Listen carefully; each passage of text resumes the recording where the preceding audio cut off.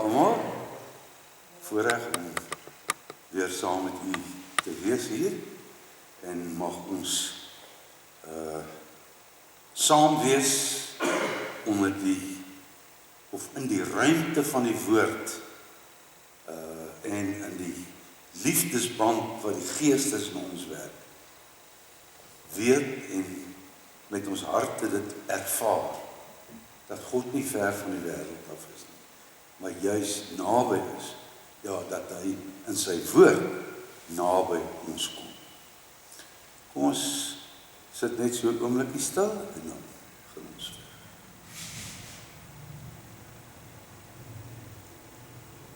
Here, U is gedig en majesteit. Groots is al U werke. Wat U doen, staan vir altyd. U wat die werk van U hande nooit laat vaar. Laat ons daarom drink uit die strome van U goedheid. Versadig ons met U goedertierenheid en leer ons hoe om te lewe. Amen. Genade vir julle almal, vrede van God ons Vader, van die Here Jesus Christus, deur die kragvolle werk van die Heilige Gees. Kom ons sing nou 'n lofsang 191. Daarvan al drie die verse.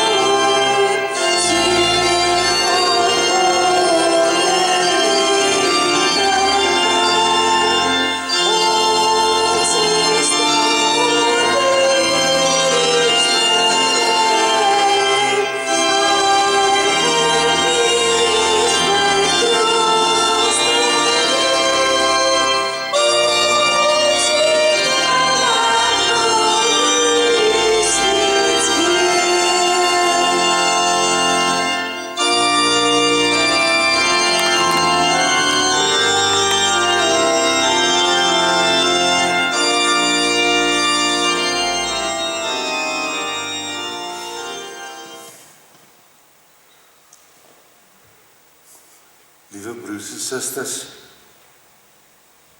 om verbonde te wees aan die een wat ons tot in alle ewigheid liefhet, wat homself vir ons gegee het, sodat ons kan lewe. Sê, vanuit hierdie verbondenheid aan hom, loop daar as het ware 'n toevloei, 'n stroom van soveel goeie dinge, wat onuitputlik is, En dan skryf Paulus aan die gemeente in Rome, dat hierdie goedheid wat na ons kom, vanuit sy vaderhand en hart, ook in ons lewe, uiteindelik mag neerslag vind, en mag werklikheid word. Ek lees nie in Romeine 12, hy sê die liefde moet opreg wees, verafskie wat sleg is, en hou vas aan wat goed is.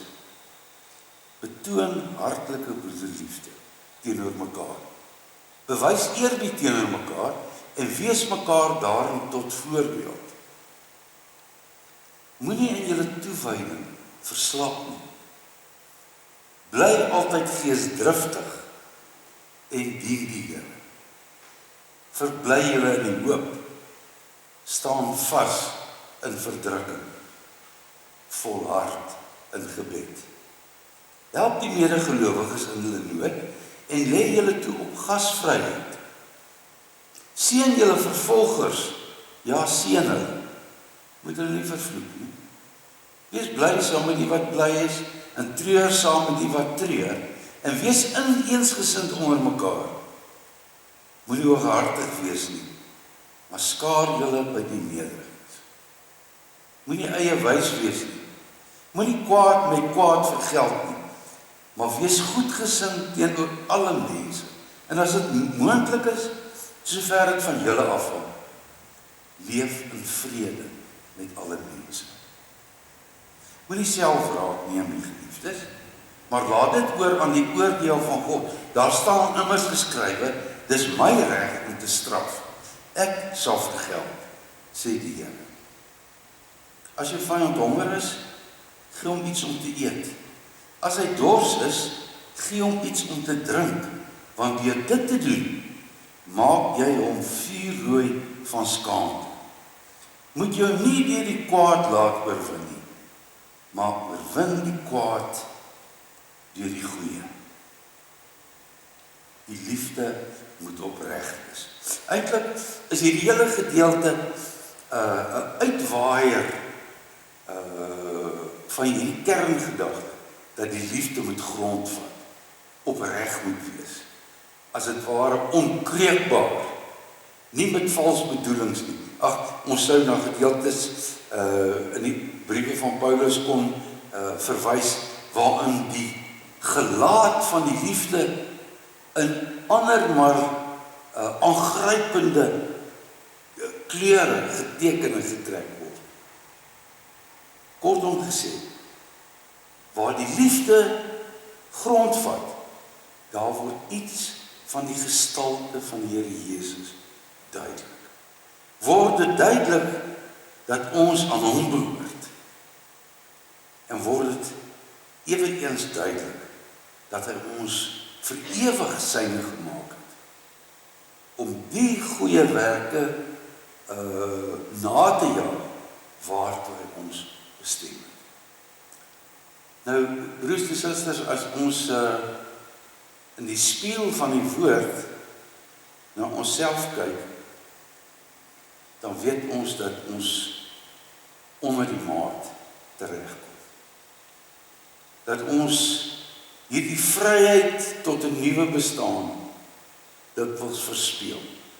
En dit is altyd weer maar teruggebring moet word by die begin van dit alles, by God self, sodat ons daagliks vernuwe kan word, om toe te neem in genade en kennis van hom wat ons uit die donkerheid geroep het, om sy deugde bekend te maak in die wêreld.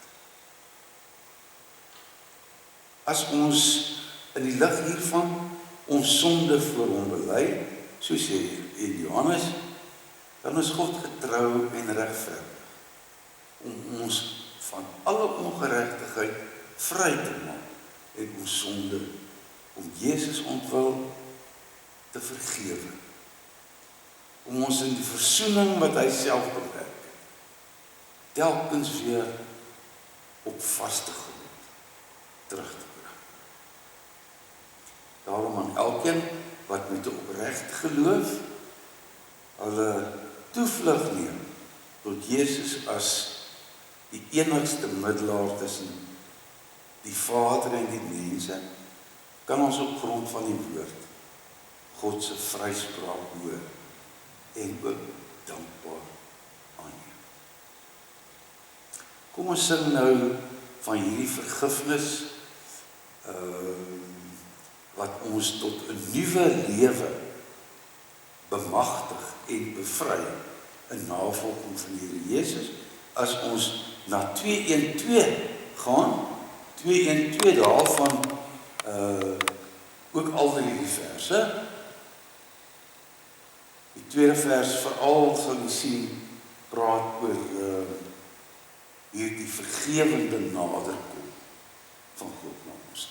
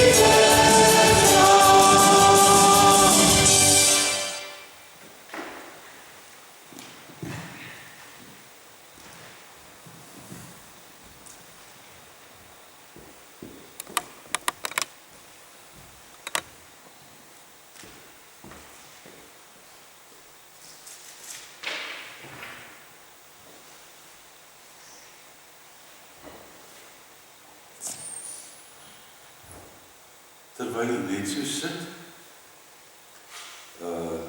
voeg ons hart en stem ook by die kerk van die eeuw, as ons die volgende saam sê. Ek glo in God, die Vader, die Almagtige, die Skepper van die hemel en die aarde. En in Jesus Christus, sy enige gebore Seun, ons Here, wat ontvang is van die Heilige Gees, gebore is in die maagd Maria, wat gelei het onder Pontius Pilatus, gekruisig is, gesterf het en begrawe is, en ter helle neergedaal het. Wat op die derde dag opgestaan het, uit die dood opgevaar het na die hemel en sit aan die regterhand van God, die Almagtige Vader, van waar hy sal kom om te oordeel oor die wat nog lewe en die wat reeds gesterf het. Ek glo in die Heilige Gees, aan 'n heilige, algemene Christelike kerk, die gemeenskap van die heiliges, die vergewing van sonde, die opstanding van die liggaam en die ewige lewe. Amen.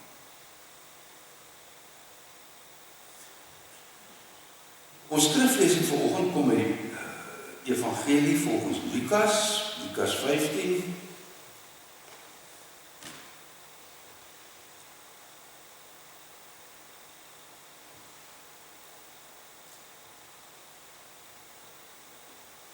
Ons gaan lees daar van vers 11 af.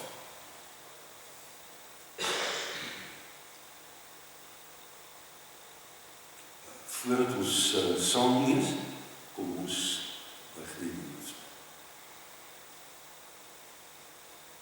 Hemelse Vader, ons dankie dat ons vanoggend hier kan saam wees om soveel kere tevore om met die geklank van u woord ook aangespreek te word, vertroos te word, bemoedig te word, tereggewys te word, tot rus gebring te word. Dankie solank as wat die eeuwe dat u die woord as die goeie saad laat val oral en dat u self ook die goeie saad laat groei en vrug dra. Ons bid dat ons die woord vanoggend in ootmoed sal aanvaar, omdat dit ons hart nie weer skoon maak, ons ore oop maak om na u te luister en u na te volg.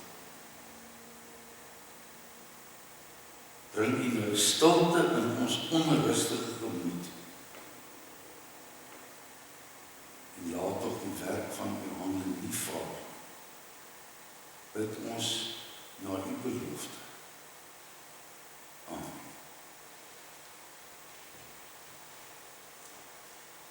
Lukas 15. Verder het Jezus gesê, daar was 'n man wat 2 seuns gehad het. Die jongste het vir sy pa gesê, pa, gee my die deel van die besittings wat my toekom. Hy het toe die goed tussen hulle verdeel. Nie lank daarna nie, het die jongste seun alles tot geld gemaak en van die ouerhuis af na 'n ver land toe vertrek. Daar het hy sy geld verkwis deur losbandig te lewe. Nadat hy alles deurgebring het daar 'n kwaai hongersnood in daardie land gekom en ook hy het begin gebrek ly. Hy het sommer by een van die mense van daardie land gaan bly en die het hom na sy plaas toe gestuur om varke op te pas. Daar het hy gewens dat hy kon sy honger stil met die pele wat die varke eet, maar niemand het hom daarvan gegee nie. Toe kom hy tot inkeer en sê, my pa het wie weet hoeveel dagloners en hulle het almal oorgenoeg kos en hier vergaan ek van my honger. Ek sal dadelik na my pa toe teruggaan en vir hom sê, pa, ek het teen God en teen pa gesondig. Ek is nie meer werd om pa se seun genoem te word. Behandel my soos een van pa se dagloners. En hy het sonder versuim na sy pa toe teruggegaan. Toe hy, dis nou die pa, nie? Toe hy nog ver, die een wat terugkom huis. Toe hy nog ver aankom, het sy pa hom al gesien en hom innig jammer gekry. Hy hardloop hom tegemoet, omhels hom en soen hom. Toe sê die seun vir hom, pa, ek het teen God en teen pa gesondig. Ek is nie meer werd om pa se seun genoem te word nie. Maar sy pa roep sy werksmense, maak gou, bring klere, die beste, en trek dit vir hom aan. Sit vir hom 'n ring aan sy vinger, en trek vir hom skoene aan, en bring die vetgemaakte kalf, slag hom, en laat ons eet en fees vier. Hierdie seun van my was dood, en hy lewe weer. Hy was verlore, en ek het hom teruggekry. Toe het hulle begin fees vier. Sy oudste seun was nog in die veld. Toe hy terugkom en na by die huis was, hoor hy die musiek en die singery. Hy roep toe een van die bediendes nader en vra hom wat aan die gang is. Die bediende antwoord, u broer het gekom en die pa het die vetgemaakte kalf geslag, omdat hy hom behoue en gesond terugkry. Toe die oudste seun kwaad geword en hy wou nie in die huis ingaan. Sy pa gaan toe uit en praat mooi met hom. Maar hy antwoord, kyk, al die jare werk ek soos 'n slaaf vir pa. Nog nooit het ek 'n opdrag van pa verontagsaam nie. En vir my het pa nog nooit eers 'n bokkie gegee, sodat ek saam met my vriende kan feesvier. Maar nou dat hierdie seun van pa, wat pa so goed met prostituie deurgebring het, terugkom, het pa vir hom die vetgemaakte kalf geslag. Toe sê die pa vir hom, kind, jy is altyd by my. En alles wat ek het, is ook joune. Maar ons kan toch nie anders as om feest te vier en bly te wees nie. Want hierdie broer van jou was dood en hy lewe weer. Hy was verlore en ons het hom teruggekry. Tot daar die skriflesing. Nou, broers en susters, u ken hierdie geleesde gedeelte baie goed, van kindspeel, nie waar nie, as die gelykenis van die verlore seun. Nou, voordat ons inhoudelik gaan kyk na wat in hierdie gelykenis aan die orde is, wil ek graag vooraf net iets sê oor die manier waarop die teks georganiseer is, as ek dit so kan. Ek sou ook ons sê, waarop die teks afgebaken word en in eenhede as het ware van mekaar onderskei word. Nou, u weet het dalk of u weet het dalk nie, dat die oorspronklike teks van die Nuwe Testament nie versindelings gehad. Dit is geskryf soos 'n storie, wat jy in 'n tydskrif sou kry. Ja, jy sou inhoudelik kon onderskei tussen hierdie is nou 'n groete boodskap of jy geadresseerd is, maar die res wat volg, as het ware, als in een beweging weergeskryf. Daar was dus nie versindelings en opskrifte bo hierdie spesifieke teksgedeeltes nie. Dit het eers later gekom. Eers in die helfte van die 16de eeu het die versindeling of is die versindeling gemaak en as jy dan die versindeling het, dan kan jy as het ware die perikope of die paragrawe met elkeen 'n opskrif bo goed onderskei van mekaar. So, dis die eerste belangrike ding wat ek wil sê.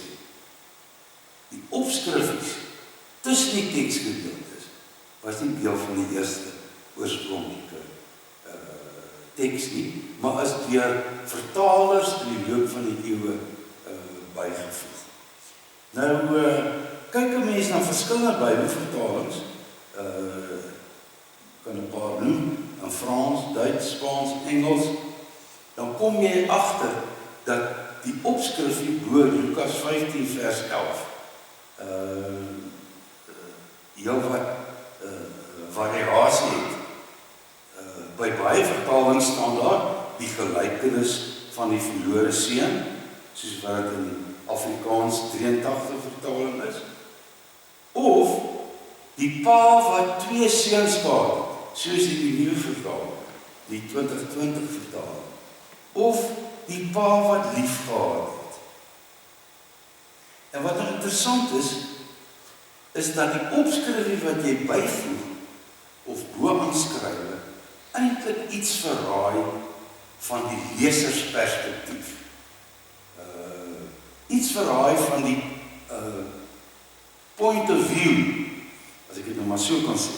Iets verraai van waar jy staan en wat uiteindelik uit die verhaal wat jy gehoor het vir jou tref en as het ware na aan jou hart. Nou, ek sê, ons het in ons vertaaltradisie hierdie gelykenis leer ken as die gelykenis van die verlore seun. En watter gesigshoek domineer in so 'n lees van die gelykenis as gelykenis van die verlore seun? Ja, dit is voor die hand. Het gaan oor die verlore seun. Fokus op die welwillendheid van die jongste seun wat eintlik met brutale, ongehoorde eise na sy pa kom en sy erfporsie opwys, né? Hy impliseer eintlik daarmee iets verskriklik. Hy sê eintlik vir sy pa wat my betref, spaar klaar dood. Geen hom aan my erfporsie. Nog afgesien van die feit dat dit 'n uiters arrogante ding is om goed te vra waar jy nie aanspraak. Niemand se reg om te erf nie.